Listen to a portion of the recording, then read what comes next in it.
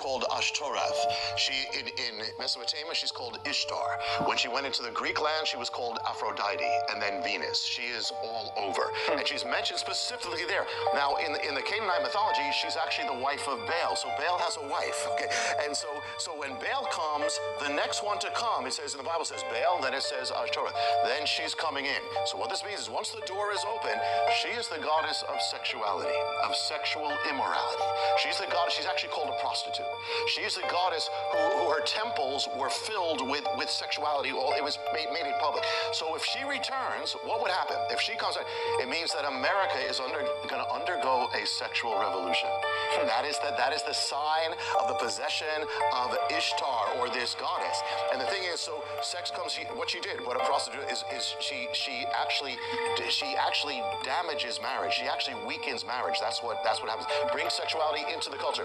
In ancient times in Israel, in the Middle East, she put her images of naked people all over the culture. And so not only she was in her Greek form, she gave birth to a child named Eros. We get the word erotica. So erotica starts flooding America. The word for prostitute, which is what she was, in her Greek incarnation is the word porne. We get the word porn from it. So there's an explosion of pornography all over the culture. So what Baal does, in one sense, she's repaganized, she's overturning biblical standards of sexuality and marriage, and she is paganizing our culture through sexuality and through possessing it.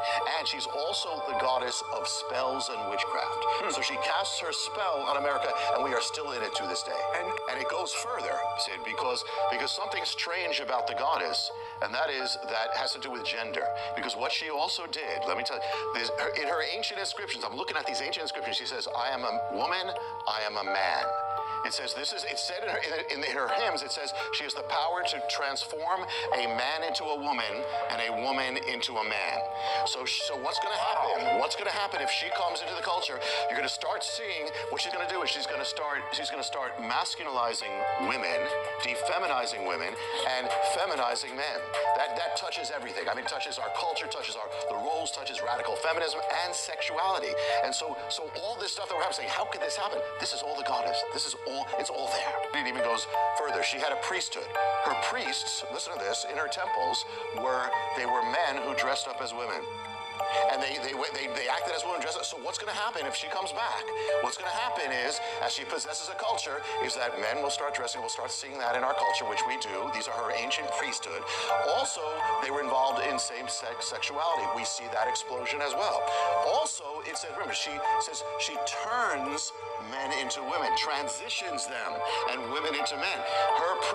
Many of her priests were actually surgically altered. And she especially, all the gods, but they go after the children. Because if you have the children, you have the future. And so that happened in ancient times, happening now. And so you think, what would possess an adult to do this to children? Well, what would possess it? The spirit. The spirit of the goddess. And I'm going to go even farther because this is mind-boggling. And that is that the goddess was in charge, she was the goddess of parades. She had parades happening all over. And when I looked at the ancient inscriptions of the parades, it describes them, and it says in the parades, the men would dress up as women in the parades, the women would dress as men. It would be a parade of gender bending, and that's exactly when you see this happening now, that's the sign of the goddess. And Sid, it's even like more mind-boggling because I'm looking at this, and I look at the ancient observers, and they said, when did this thing happen?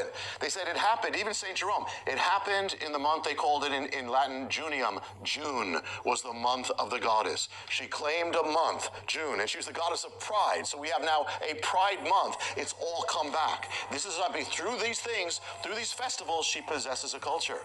And that's the sign that she has come back.